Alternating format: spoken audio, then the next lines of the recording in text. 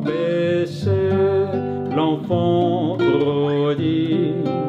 Ô Seigneur, c'est moi, la main qui s'offre et me relève. Ô Seigneur, c'est toi.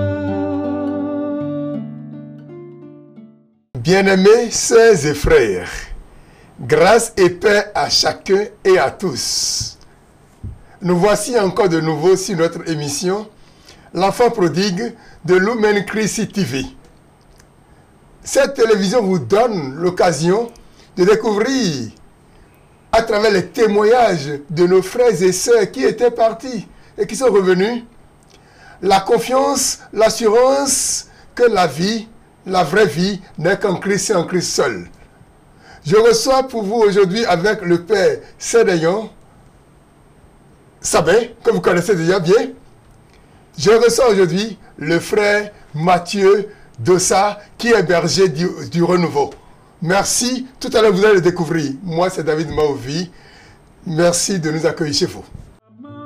Qui s'offre et me relève. Ô Seigneur, c'est toi. Alors ce jour c'est le frère Dossa, Mathieu, que je reçois. Il est berger du Renouveau, mais avant d'en arriver là, il faut qu'on le connaisse. Lui, Minaka nous dit qui il est réellement. Dites-nous, frère Mathieu, vous vous appelez Dossa. Dossa, quelle connotation cela a-t-il? Le nom Dossa, c'est un nom qu'on donne le plus souvent aux enfants, garçons, qui ont suivi les jumeaux. Ok, d'accord. Donc c'est quand on est après les jumeaux qu'on porte le nom de Dossa. Ok. Ça peut être Dossou. Dossou, Dossa. Oui, ah ok, d'accord. Alors vous êtes baptisé il y a combien d'années? J'ai reçu le baptême le 3 juillet 1995. Ah, depuis 1995. Oui. Ok. Et après votre baptême, vous avez continué le catéchisme naturellement? Oui, j'ai continué la catéchèse. Vous avez reçu la communion, la première communion, la confirmation, et vous avez fait l'engagement sur la lettre certainement? Non. Oui. Dites-nous. Non, je ne l'ai pas fait sitôt. C'est bien après. C'est bien après. Oui. Alors, qu'est-ce qui s'est passé entre-temps? Et entre-temps, bon, je devais recevoir ma confirmation juste un an après mon baptême, mais il s'est produit une situation, bien vrai que j'étais admis pour la confirmation, mais je n'ai pas pu le faire. D'accord. Oui. Alors, nous allons partir de cette situation. Alors, est-ce que c'est cette situation qui vous a poussé à quitter l'église? Oui, dans un premier temps, c'est ça là, puisque ma joie était grande de savoir que sur les 9 candidats à la confirmation de ma station Saint-Jean-Baptiste de Pokwassa dans la commune de Bonou, en ce temps, j'étais le seul admis. Et j'avais déjà apprêté tout ce qu'il faut pour régler les frais de retraite, tout ça là, que j'ai caché quelque part. Mais moi, je ne savais pas que maman avait déjà découvert entre-temps, pensant que c'était pour elle. Okay. Et après l'église, puisque le résultat a été donné un dimanche, donc juste après l'église, je m'étais précipité vers l'endroit, j'ai découvert qu'il n'y avait plus rien là. Donc quand je fuyais, s'est approché de moi pour savoir ce que je cherchais, et je lui ai fait part de ma recherche. Elle a dit que effectivement, oui, c'est elle qui avait trouvé ça, pensant que c'était pour elle, mais elle m'a rassuré qu'avant le jour des retraites, ce sera prêt. Ce qui n'a pas été prêt. Donc c'est ça là qui m'a énervé. J'ai dit si c'est ça, j'abandonne tout et puis bon, je continue ma vie. Ah, donc c'est à cause de ça que tu as laissé l'église, tous tes engagements à l'église. Oui. Mais entre-temps, tu servais à l'église, non? Je servais à l'église. Après la communion? Oui, depuis, après le baptême, bon, sur notre station, je faisais partie de ceux qui font la catéchèse aux autres. Bien vrai que moi-même, je continuais à faire ma catéchèse pour la 4e année en vue de la confirmation. J'aidais aussi pour les maîtres célébrants. Ok, oui, d'accord. Oui. Ok, d'accord. Et alors, sous l'effet de cette colère, tu as tout abandonné? Oui. Comme quoi la colère n'est pas une bonne chose, pourvu que la colère ne vous conduise pas à abandonner le Christ. Nous allons revenir à vous tout à l'heure pour connaître votre parcours à travers la rubrique des ténèbres à la lumière. Merci. Main qui s'offre et me relève. Oh Seigneur, c'est toi. Alors nous sommes encore à vous, frère Mathieu. Vous avez, sous l'effet de la colère, abandonné tout ce que vous faisiez à l'église. C'est-à-dire, pour le catéchisme, vous avez laissé la catéchèse, les célébrations que vous faites dans la station, vous avez abandonné tout ça là, sous l'effet de la colère. Oui. Et alors, ça vous a poussé jusqu'où? Bon, dans un premier temps, ça m'a poussé à adhérer et Oro, le fétiche, la divinité Oro. Oro. Parce qu'en ce temps-là, bon, on disait, pour être homme accompli, il faut passer par ces choses. Et comme moi, j'étais maître calégiste, je ne voudrais pas être un obstacle pour ceux que j'encadrais. C'est pourquoi je me réservais. Mais quand la colère était arrivée, c'était facile d'adhérer à cette divinité. Et j'ai suivi les rituels qu'il faut. Il fallait acheter un coq et d'autres choses, ta vie, tout ça là. Bon, nous étions effectivement beaucoup ce jour-là, ayant suivi l'initiation. Okay. Mais moi, j'ai poussé très loin. Ok. Donc, en réalité, c'est à cause des responsabilités au niveau de l'Église que tu te retenais pour ne pas te lancer dans ça. Pour ne pas me lancer dans ça. Mais dès qu'il y a eu un petit problème et tu t'es fâché, alors tu as laissé le beaucoup à tout et tu as été initié d'abord à Oro, oui, qui permet d'être un homme accompli de beau. Oui. Un homme téméraire. Oui. Bien. Et vous étiez beaucoup de chrétiens catholiques? Beaucoup de chrétiens baptisés. Tous ceux avec qui j'avais reçu le baptême entre-temps, en 95, et qui sont du village, on avait reçu l'initiation le même jour. L'initiation le même jour? Le même jour. Ok. Et avec le fétiche Oro là, vous ne faites pas du mal aux gens? Bon, avec le fétiche Oro, et bon, moi je n'étais pas dans... Puisqu'il y a plusieurs secteurs. Des grades. Et disons, c'est des grades, c'est des activités, des secteurs d'activité dans le déroulement des fêtes d'Oro, tout ça là, parce qu'il y a des gens, si vous me permettez bien, il y a ceux qu'on appelle Bavi, ceux-là, là, ce sont ceux qui animent la galerie avec le qui sang. Qui sont le vaudou même. Oui. C'est le vaudou même ça. Donc j'étais dans ce lot-là. Mais il y a ceux-là qui sont appelés lors des fêtes à dénuder les arbres. Ceux-là, on les appelle les Gougans. Donc ce sont eux. C'est surtout au rang de ceux-là qu'on observe des choses vraiment horribles qui portent atteinte à la vie humaine. Humaine, oui. Donc tu n'étais pas de ce niveau-là. Ok, d'accord.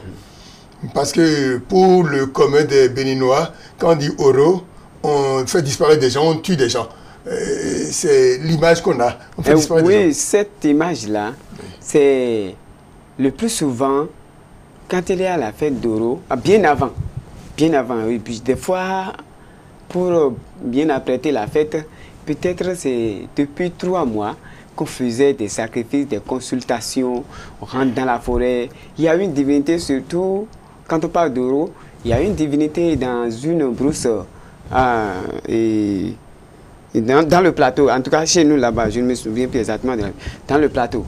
Et c'est là qu'on programme à peu près tout ce qu'il faut faire. Il y a eu le nombre de vies humaines qui vont disparaître avant que tout le processus de fête, parce que ça se fait à 3 niveaux, avant que ça ne finisse. Donc, le nombre de personnes, parce qu'il doit y avoir des sacrifices humains, ça c'est clair et net. S'il y a fête d'Oro, il doit y avoir des sacrifices humains. quel que soit ce qui se passe. Ok. Mais combien, cela est déterminé lors des consultations. Ok. Lors des consultations. Et on planifie tout. Ok. Maintenant, au cas où le nombre n'est pas atteint, Oui. c'est en ce moment-là qu'au courant de ceux qui sont destinés à monter, Oui. il y a une démonstration de puissance. Ok. Donc si moi maintenant je vais, quelqu'un peut rester là maintenant et il peut parler à l'arbre s'agrandit, si bien que moi j'aurai de difficultés à descendre. Ok. Ok. Pendant ce temps-ci, moi qui suis là-bas, je n'ai pas ce qui va aller contre. L'antidote, donc. Oui, là déjà je suis un sacrifice. Ah, d'accord. Parce qu'il n'y a pas autre moyen de vous faire descendre que de vous sacrifier. De vous sacrifier. Ah, donc il y a une lutte interne. Il y a une lutte interne. Ok, ok. Parce qu'il faut atteindre l'objectif. L'objectif, ok, d'accord. Oui. Alors, passons à une autre pratique. Vous avez expérimenté la divinité Oro. En dehors de ça. En dehors de ça, et ce qui a suivi là, c'est le baptême musulman. Le baptême musulman. Oui. Ok. J'ai reçu le baptême musulman. Oui. Et pourquoi tu as été chercher le baptême musulman? Oui, bon, à ce niveau-là, quand j'étais un élève brillant dans mon village. Donc, très fier, mon père me mettait tout à l'œuvre pour que rien ne me bloque. Donc, il voudrait que j'aille très loin. Mais, je vais dire quelque chose rapidement. Et avant, juste après mon baptême, j'étais tellement collé à la prière de la séquence à l'Esprit Saint. La séquence à l'Esprit Saint. J'aimais beaucoup cette prière-là, puisque le Père nous l'avait donnée. Et moi, en lisant ça, j'ai vu que c'est bon. Donc ça m'aidait beaucoup avec mon chapelet. En plus de ça, c'est le chapelet et la messe. Donc ça m'aidait beaucoup, j'avançais. Mais quand j'ai tout abandonné et entré dans Oro, en 96, arrivé à 99, 2000, en ce moment j'étais en 4e, les choses se sont bouleversées. Okay. Donc on ne peut pas aussi, tout est bloqué. Lui qui était sollicité de part et d'autre, et puis en tout cas, avant que le temps n'arrive, il a déjà ton décollage, tout ce qu'il faut, tout est bloqué. Et là, j'ai dû redoubler la 4e. Il faut que je reprenne. J'ai repris, c'est le même scénario. Donc j'étais obligé d'abandonner. Je me suis lancé en aventure. J'étais venu à Cotonou par un oncle. J'étais resté dans une buvette là. Ça ne marchait pas toujours. J'ai quitté. J'ai fait, comment dirais-je, aide-maçon, tout ça là. Ça ne marchait pas toujours. Alors j'étais encore retourné au village. Et j'ai continué avec Oro un peu. Et puis il était encore revenu. Avec Oro, on vous paie de l'argent? Non, okay. pas du tout. Mais ça vous occupe quand même? Oui, quand même. Ok. Et seulement que, bon, des fois, là, il va avec TV que vous allez bien manger, c'est tout. À part ça, il n'y a pas de jouissance autre que ça. Donc, il y a un deuxième retour à Cotonou. C'est là que j'étais avec un grand frère dans une maison musulmane. Donc, lui vivait dans les bonnes grâces de ceux-là, de ces musulmans, dans la vie de son épouse. Donc j'étais là employé comme jardinier de la maison, j'arrosais les fleurs, faisais l'entretien de la maison. Mais arrivé à un moment donné, j'étais venu un matin et on m'a, disons, licencié. Mais mon grand frère est là et j'ai subi cette situation. Ça veut dire quoi ça? Donc c'est de long en large que j'ai constaté qu'il fallait faire une initiation. Parce que je ne suis pas de leur côté. Mon grand frère qui était là dans les bonnes grâces, lui, il avait déjà fait cette initiation et il a déjà changé de nom. Donc moi, je ne l'ai pas fait. Donc c'est ce qui a contribué à ma liquidation peut-être. D'accord, parce qu'on ne peut pas dire Mathieu. Non. Donc, il faut que tu trouves un autre nom. Ok, d'accord. Donc après ça, là, je m'étais retrouvé dans une seconde maison. Là, maintenant, là, on m'a proposé carrément, si tu voudrais que tout se passe bien, il faut que tu fasses le baptême musulman. Okay. En ce temps-là, bon, après les carêmes de 30 jours, c'était la fête du Ramadan. Donc mes patrons m'ont amené à Porto-Novo, à Attaquer. Et c'est là que j'ai reçu le baptême musulman par un alpha qui m'a fait le rituel et j'étais initié. Ok. Et donc, c'était Mathieu. Voilà. Non, ils ont un peu modifié mon nom. Oui. Au lieu de Mathieu, ça devient Moutiou. Moutiou. Donc, elle a dit Moutiou. Ok, d'accord. D'accord. Et alors, après l'islam, puisque ça t'a permis de garder le travail, c'est ça? Ça m'a permis de garder le travail et bon, j'ai vu que les choses ont repris de belles, ce que je cherchais. Bon, l'argent, on trouvait ça parce qu'on m'a confié une boutique de mercerie dans une vente en face de l'imprimerie tournée à Pécassis là. Et bon, ça allait bien. Okay. Je me retrouvais. Oui. J'ai dit, bon, ça va. Donc, quand tu es devenu musulman, on t'a fait adhérer à la religion, maintenant on te donne tous les moyens pour que tu vives décemment. Oui. Et ce que veut le peuple, la paix. Très bien. Et pourquoi tu as encore quitté l'islam? Bon, je n'ai pas quitté l'islam très tôt. Okay. Et après Porto-Novo, et Cotonou ici, bien sûr, j'étais allé même jusqu'au Congo. Ok. Donc, j'ai quitté ceux-ci. Oui.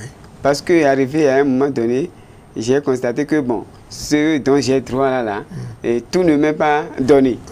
Okay. Et en voulant faire la réclamation, bon, j'ai vu que bon, ils ne sont pas trop d'accord pour cette réclamation. D'accord, bon, si je trouve mieux ailleurs, pourvu que ça soit toujours dans le même sens, je vais. Alors c'est ainsi que j'étais allé voir ma grande soeur à Porto-Novo, et elle avait son mari avec un ami, Lukman, qui faisait les réparations de portables, tout ça là. Donc il m'a conduit vers lui pour que je... Tu apprennes ça. Donc arrivé là, et quand lui il a découvert mon dynamisme, bon, il m'a demandé mon nom, j'ai dit que je m'appelle Moutiou. Il dit, ah, tu es musulman? Je dis, oui, justement, je suis musulman. Bon, j'étais bien sûr catholique, mais j'ai fait le baptême musulman. Je lui ai dit, ah, il était content. Et vu mon dynamisme, mon habileté, là, il a dit, bon, toi là, au lieu de te garder ici dans les réparations de portables, là, je préfère t'envoyer au Congo. Ma maman est là-bas, il y a de grandes boutiques. Là, tu serais dans les bonnes grâces. Alors, j'ai voyagé pour le Congo. J'étais dans la ville de Pointe-Noire, dans le marché de Tieté. Il y avait une grande boutique, effectivement. Donc, si on ne tourne pas 1 million par jour, c'est qu'on n'a pas vendu. Okay. Donc, c'était très bon pour moi en ce temps-là, et tout allait bien. Mais, arrivé là-bas, et un jour, bon, après 1 an et demi, comme ça, bon, je ne sais pas comment les choses, c'est sous l'effet de la fatigue. J'avais fermé la boutique, puisque la boutique sort dans la maison. Donc j'avais fermé la boutique, les portes qui sortent dehors sont tous bien fermées, sont toutes bien fermées. Et celles qui sortent dans la maison, j'avais, au lieu de tourner la clé 2 fois, j'ai tourné 1 seule fois. Donc si on faisait ça et qu'on bouge un peu le poignet, on secoue le poignet, ça s'ouvre. Donc c'est ce qui a créé des problèmes entre la patronne et moi. Donc vous savez, les musulmans, ils insultent tellement. Pour moi, en ce moment-là, je n'aimais pas trop qu'on... Bon, on peut m'insulter, moi. Ce n'est pas un problème. Mais dépasser ce niveau-là et aller vers mes parents, je ne te tolère pas ça. Donc, elle est allée jusque-là. J'ai dit, si c'est ça, il n'y a pas de problème. Je ne mangeais pas du sable au Bénin avant de venir ici. Maintenant, je retourne au village. Tout ce que vous allez faire là, moi, je retourne au village. Donc, j'étais resté campé sur ma position. Et comme ça, là, je suis resté embrigadé à la maison pour 4 mois environ. Pour 4 mois environ. On ne sait pas ce que je mange. On ne sait rien de tout ça, là. En ce temps, son mari était Ekankar. Okay. Donc, arrivé à ce niveau-là, j'ai commencé par avoir en moi une intuition qui me porte vers... Parce que j'étais parti avec... j'avais la Bible Gédéon qu'on nous partageait à l'école. J'avais ça avec moi. Bien vrai, j'avais une grande Bible. Mais en voulant voyager, ils ont dit que bon, ça là, ça va encore peser. Ils vont dire. Donc j'ai dû garder la petite. Donc une intuition me portait à lire cette Bible-là. Donc j'ai commencé par lire. Malgré que je gardais mon élan de musulman, j'ai continué, j'ai étudié tout de l'évangile de Matthieu jusqu'à Apocalypse. Donc, j'ai commencé par prier un peu là. Donc, pendant que je priais, le plus souvent, à 0 heure, je dérangeais le mari. Ok. Parce qu'à partir de 0, lui commence par chanter son you. Ok. Et bon, il semble que les choses ne marchaient pas. Il ouvre la porte. Bon, je me couche dans le couloir. Il vient voir. Bon, je fais comme si rien ne se passait. Donc un jour, et il disait à son épouse, un dimanche, nous étions à la maison, il disait, lui là, il ne dort pas la nuit. Je dis, oh, celui-là, il dort. La femme répond, il dort. Il ne dort pas. Donc de coq à l'âne, il a finalement confié à son épouse que si lui chante le you, et l'esprit Mahanta là devait apparaître. Oui. Mais depuis un certain temps, ça ne se produisait pas. Et il a demandé, on a dit que bon, il y a quelqu'un dans la maison là qui déployait une énergie, une puissance qui bloque l'arrivée de Mahanta. Ça a encore aggravé ma situation. Donc, c'est-à-dire que quand tu pries avec la parole de Dieu, ça bloque l'arrivée de Mahanta. Donc, il n'y a pas connexion entre Mahanta et ton patron. Voilà. Donc, ils ont précipité alors les choses pour que, comme j'ai décidé de retourner, ils ont précipité les choses et j'étais revenu au Bénin en 2005. J'étais parti en 2003. Je voudrais dire aux téléspectateurs, le fait de prier Jésus, le fait d'avoir sa Bible de prier, ça bloque la connexion entre l'esprit Mahanta et le patron de notre frère Montiou. Oui. Alors donc, vous voyez, à vous de savoir que ce que vous avez, le Christ que vous avez est plus puissant que tous les autres esprits qu'il y a. Que tout. Oui, alors continue mon frère. Donc, mon voyage est précipité, j'étais revenu, j'étais parti en 2003. Oui, fait décembre 2003, je crois bien. Et j'étais revenu en juillet 2005. J'étais revenu. Bon, arrivé là, je n'avais pas de PC. Qu'est-ce qu'il faut faire? Bon, j'ai repris petitement l'église. J'allais à la messe. Bon, j'étais allé même jusqu'à m'inscrire à la chorale des enfants que je faisais. Je m'étais inscrit au cours du soir aussi pour avoir le BPC. Donc, à la chorale des enfants, là, bon, celui qui est notre président était un charismatique. Le frère, il est, Moussa, était rigoureux. Donc, si tu es là, tu respectes les normes ou tu es hors chorale. Donc, j'étais là, je m'efforçais, je faisais tout. Et il nous amenait plus à prier. C'est des clins d'œil que le Seigneur me faisait. Mais je n'ai pas trop mon cœur là pour saisir vite l'opportunité. Et là, juste après le PPC, je vais aller plus vite. Après, j'ai obtenu quand même le PPC cette année-là. Bien que, bon, j'ai dit que le Seigneur a été au rendez-vous, sinon, et on a fait les cours du soir pendant 4 mois seulement. Et les professeurs nous ont abandonnés parce que le devancier a bouffé l'argent et les autres ne trouvant pas. Ils nous ont abandonnés, on était laissés à nous-mêmes. Donc chacun devait voler de ses propres ailes pour avoir. Et puis, mais le Seigneur a fait grâce. J'ai le PPC. Et là, j'ai commencé l'enseignement dans une école, on appelle ça l'Émerveille, c'est à Doha, à Porto-Novo là-bas.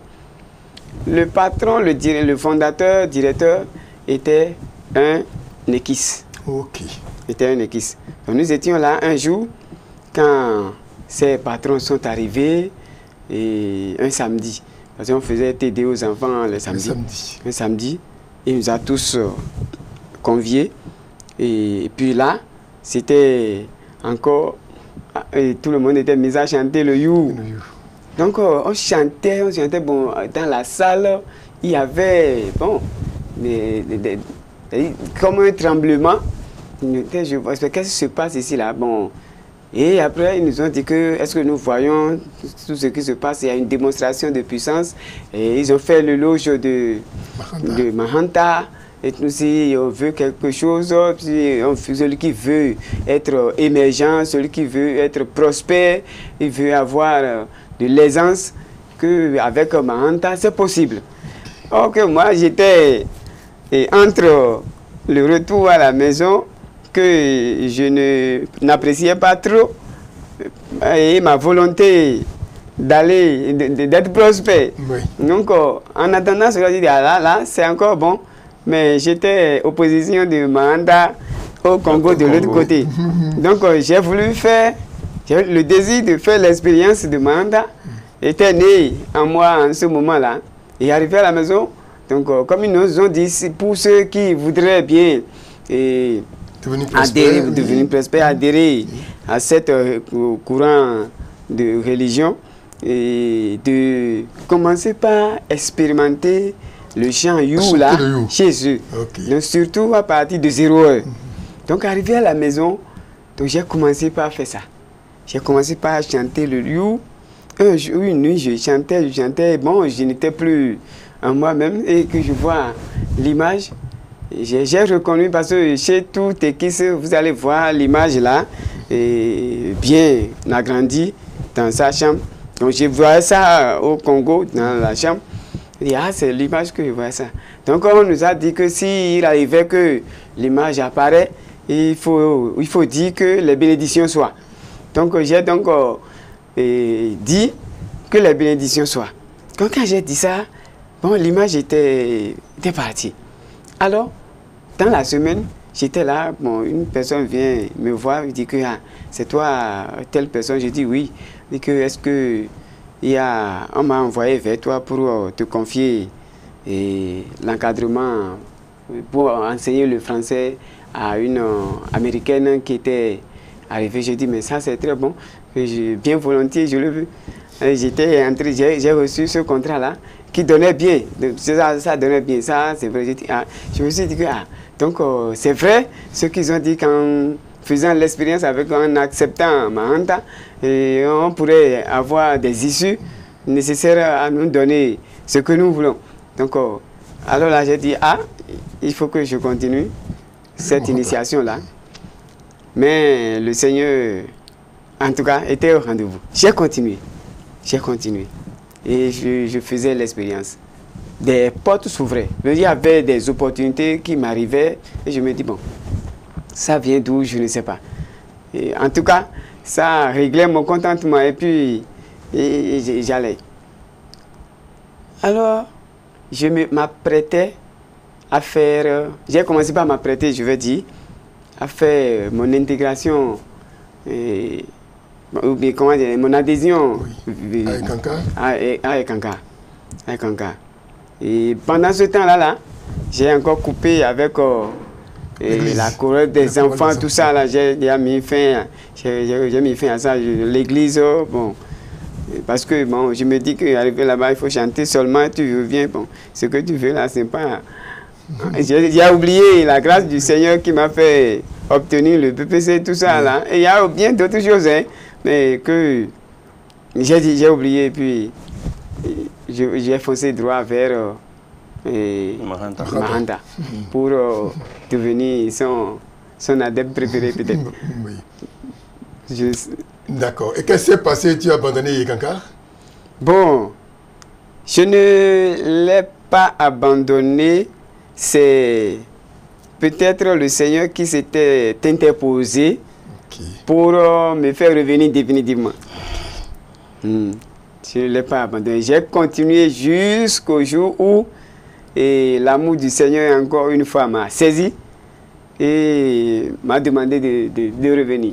Je ne vais pas aller loin. Oui, comment ça s'est passé? Dis-nous. Donc, je disais que nous étions, tous les enseignants étaient conviés à cela.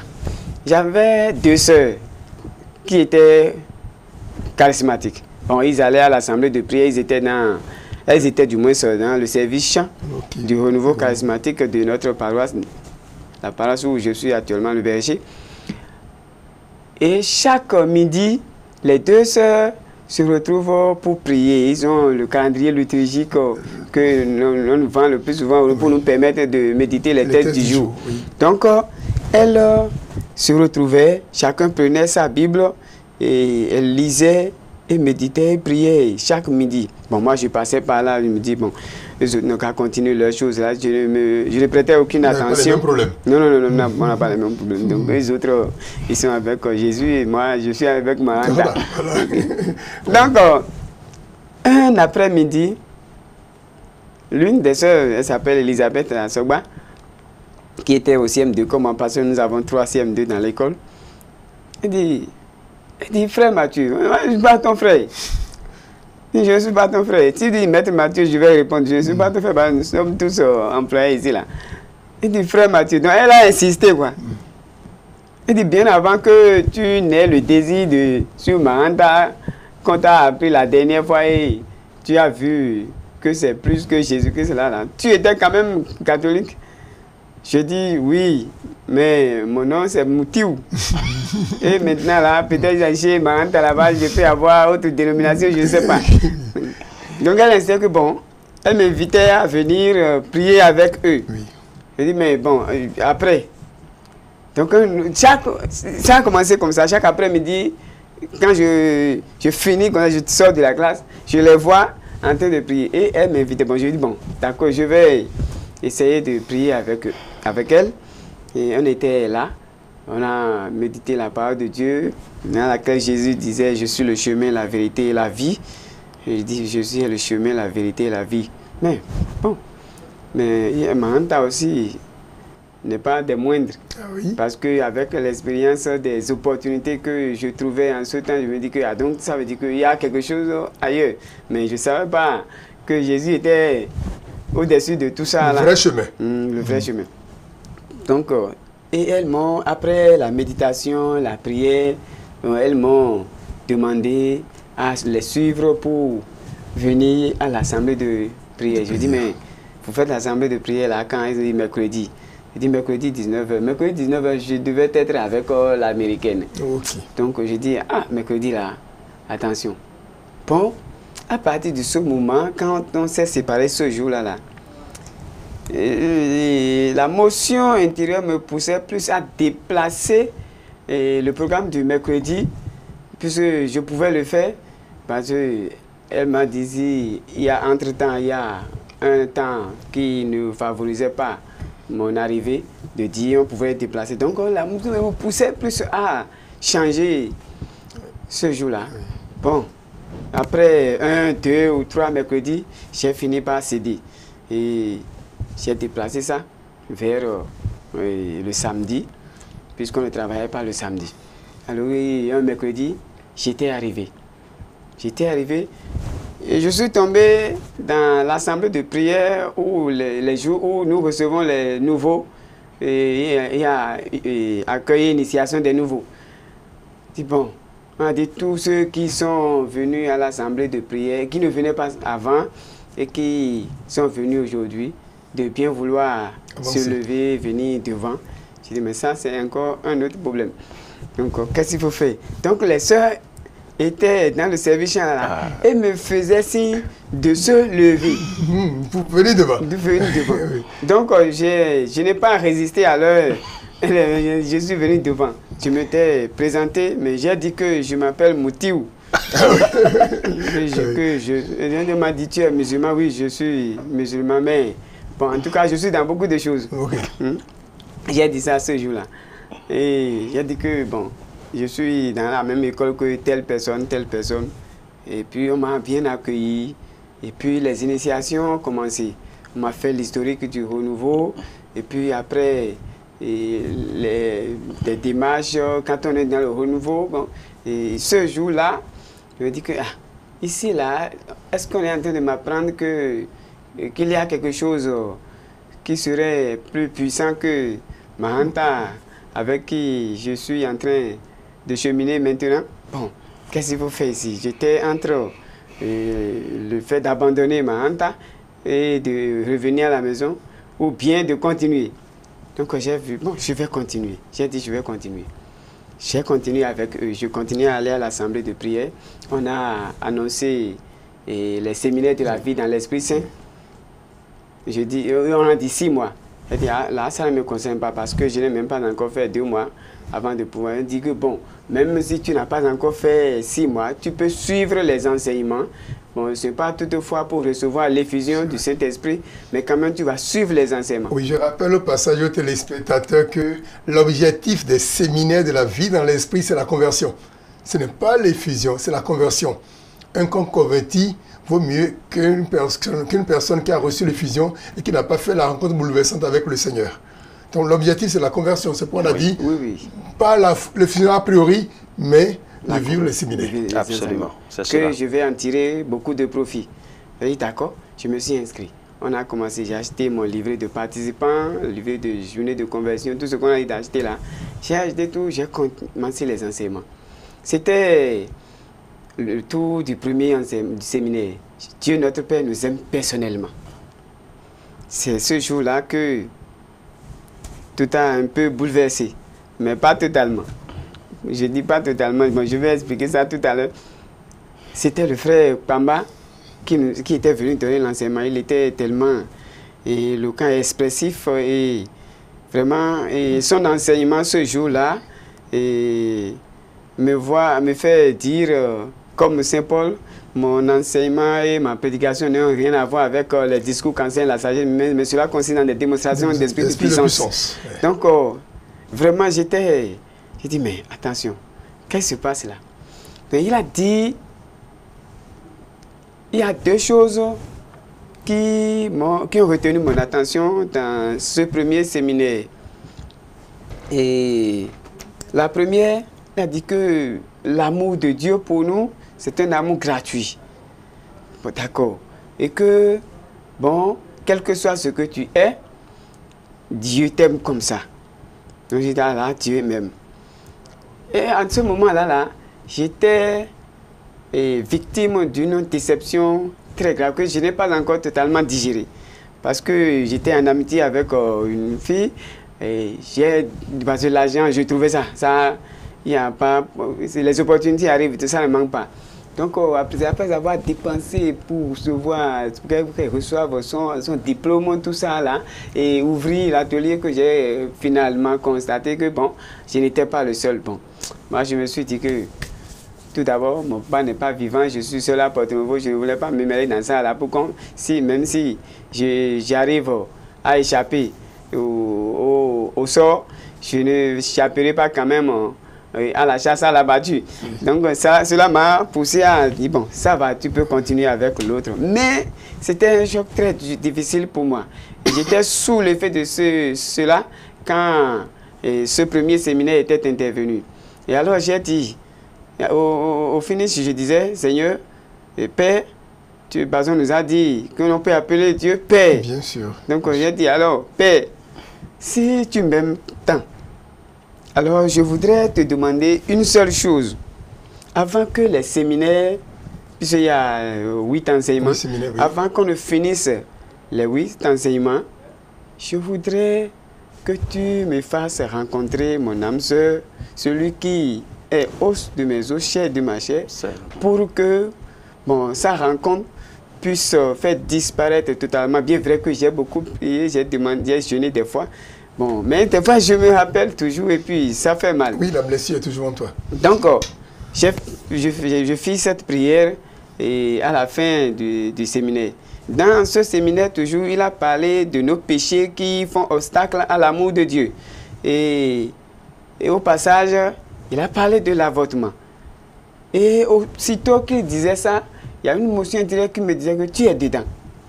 Je dis, mais je n'ai pas fait quelque chose du genre. Mais il n'a pas développé, puisque ce n'était pas là où il faut décortiquer les péchés. Ce n'est pas l'objet de l'enseignement.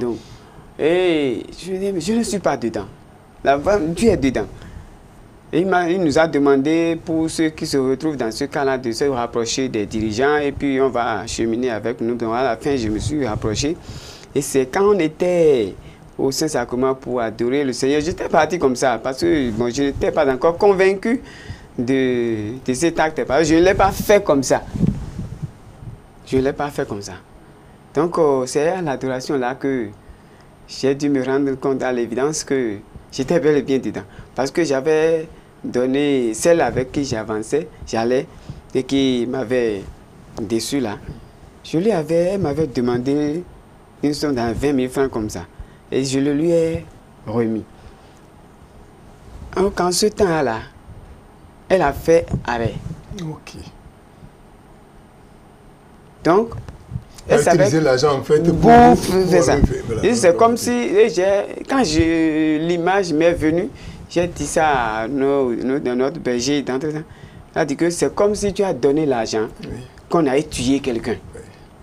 Mais je ne savais pas. Donc, tu feras le cheminement.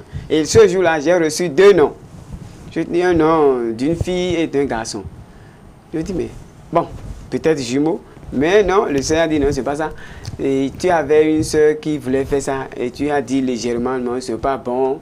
Mais bon, si tu veux faire ça là, fais ta chose. D'accord. Donc il y a ces deux choses-là.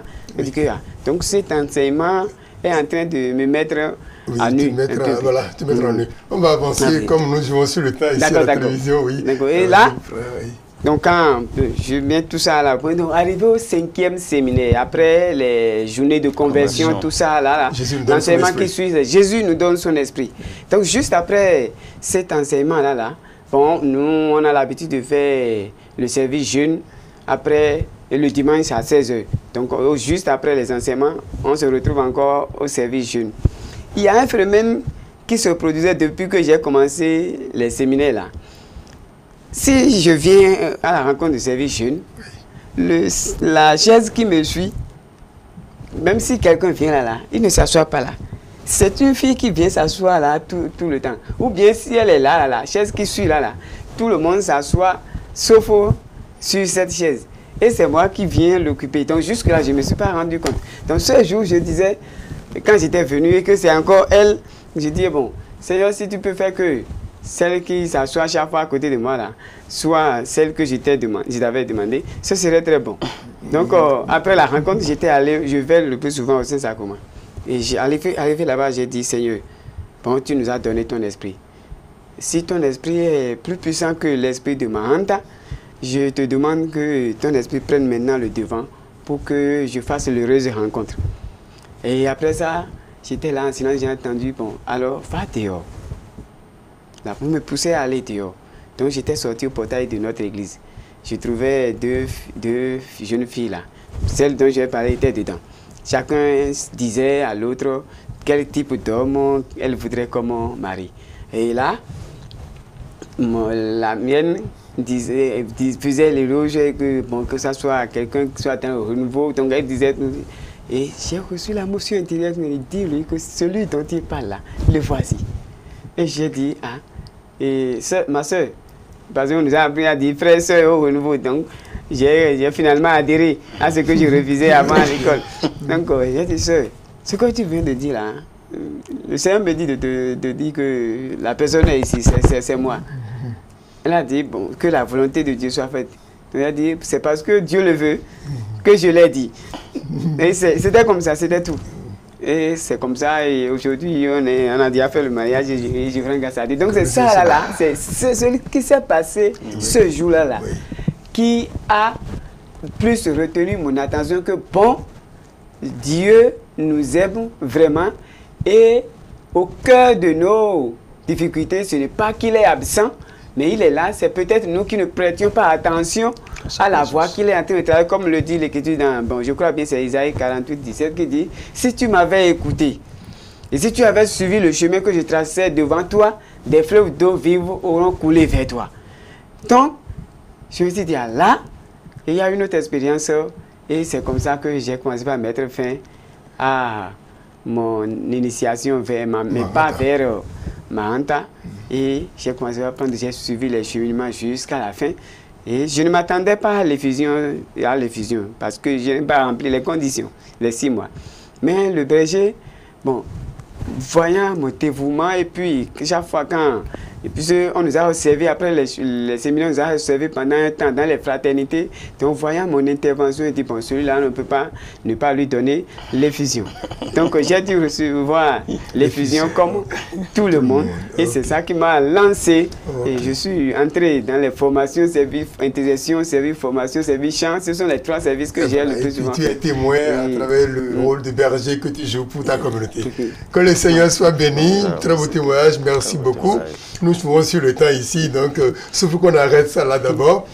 Et nous allons tout à l'heure, dans la dernière rubrique, accueillir l'appréciation du Père Sabin Sérayon. Il va te donner une idée à tous. Il va nous donner une idée de comment on revient au Seigneur dans ces conditions. Il a été Moutiou, il a fait le soin de Mahanta, il est revenu au Christ. Merci, à tout à l'heure pour la suite. Qui s'offre et me relève, oh Seigneur, c'est toi. Alors, chers téléspectateurs, nous sommes maintenant avec le Père Sabin Sénéon. C'est lui qui va nous parler de l'accueil de l'Église, c'est-à-dire comment l'Église accueille des frères et sœurs qui, après ces expériences, sont revenus. Et il donnera quelques conseils, non seulement pour le frère Mathieu, mais pour toi qui me suis et qui est encore sur ce chemin. Merci, Père Sabin, de nous orienter. Merci, cher frère David Maouvi, et salut, frère Moutiou. Témoignage très émouvant, très émouvant. Je pense que les frères et sœurs téléspectateurs ne me diront pas le contraire. Je voudrais que sur ce plateau, et pas seulement ici, mais vous aussi qui nous suivez en ce moment, que ce soit dans vos maisons ou que ce soit sur votre smartphone, parce que vous qui suivez cet élément en ce moment, je voudrais que nous applaudions ensemble le Père qui est tout amour. Ah oui, c'est ça.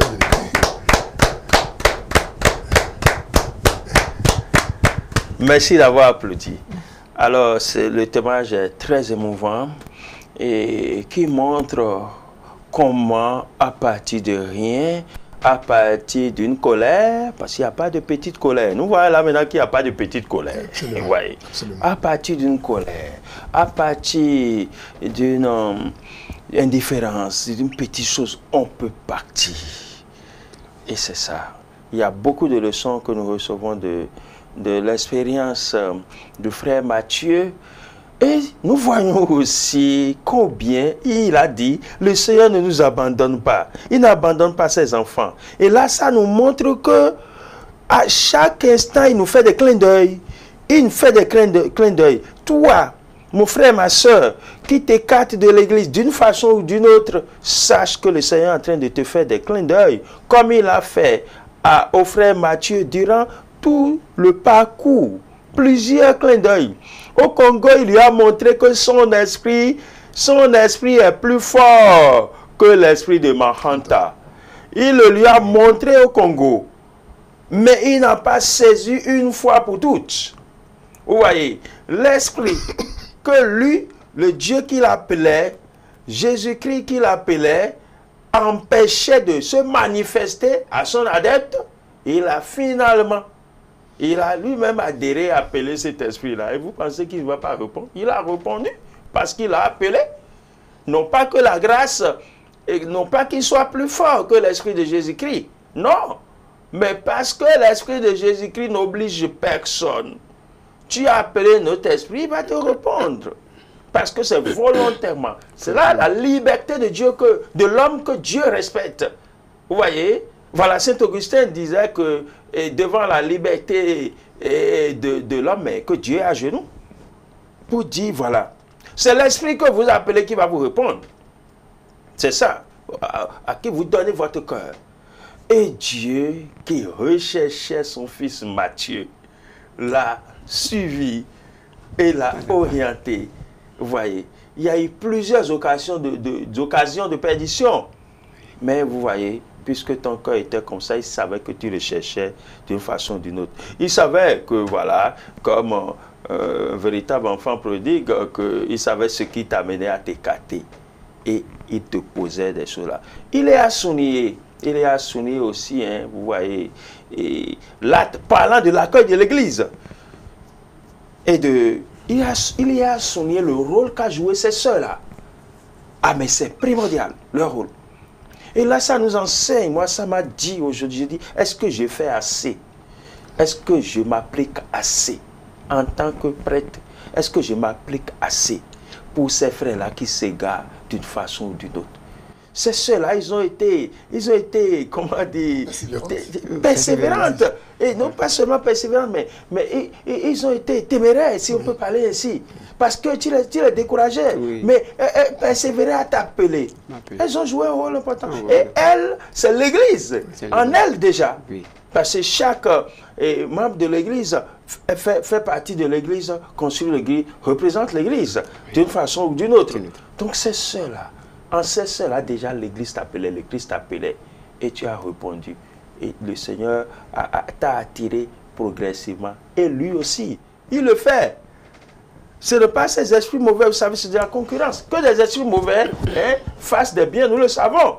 Oui, Ils sont capables de le faire. Oui, oui. Nous nous rappelons que quand donc le serpent, Moïse a jeté son bâton qui est devenu serpent, mais eux aussi, et qu'il est capable de faire des choses. Mais il y a ce qu'il n'est pas capable de faire. Il n'est pas capable de donner la vie. Non. Et surtout, il n'est pas capable de donner la vie éternelle. C'est le plus dangereux. Notre âme, le salut de notre âme.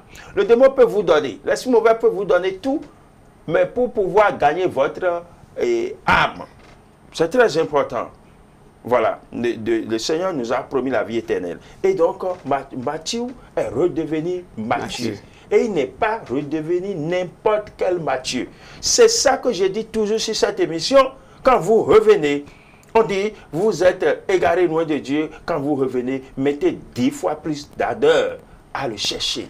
Et justement, ne devenez plus n'importe quel chrétien, mais devenez un chrétien témoin. C'est ce que Matthieu est devenu. Et nous sommes heureux de le contempler en lui. Il est aujourd'hui berger d'un groupe de renouveau, d'une paroi de renouveau charismatique. Et vous avez bien fait. Chaque fois, nous voyons, voilà, c'est le rôle des séminaires de la vie dans l'esprit. Je dis sur cette émission-là, c'est pour tout baptiser. Si toi, tu es baptisé, et tu n'as pas envie, tu n'as pas fait l'expérience de ce cheminement qui est un chemin de conversion qui favorise, ça favorise en réalité la rencontre avec le Christ, si tu ne l'as pas encore fait, que ces expériences-là t'amènent à te décider à le faire. Le renouveau, ce n'est pas une secte. Le renouveau, si ce n'était pas un groupe qui pourrait aider à la foi, conforme à la foi, les papes ne l'auraient pas accueilli, nos évêques ne l'auraient pas accueilli. Alors ne regarde pas celui qui est là, ou le frère qui est dans le renouveau là, que tu n'aimes pas, mais fais l'expérience des séminaires de la vie dans l'esprit. Bienvenue à toi Matthieu, l'Église t'accueille, merci d'avoir pris place et d'être désormais témoin du Christ. Amen. Merci beaucoup, cher Père. Je voudrais vous demander, cher Père, de bien vouloir vous lever. Et frère Mathieu, tu voudrais bien vous lever. Au nom de l'Église, le Père vous accueille. Bienvenue à vous, cher frère Mathieu. Bienvenue à toi. Encore dans l'église. Merci. Tu vas te mettre à genoux, le Père va te donner la bénédiction. Le Seigneur soit avec vous. Et avec votre esprit. Notre secours est dans le nom du Seigneur. Qui a fait le ciel et la terre. Que le Dieu Tout-Puissant te bénisse, Père, Fils et Esprit Saint. Amen. Et que sa grâce demeure sur toi à jamais. Amen. Merci beaucoup, cher Père. Merci.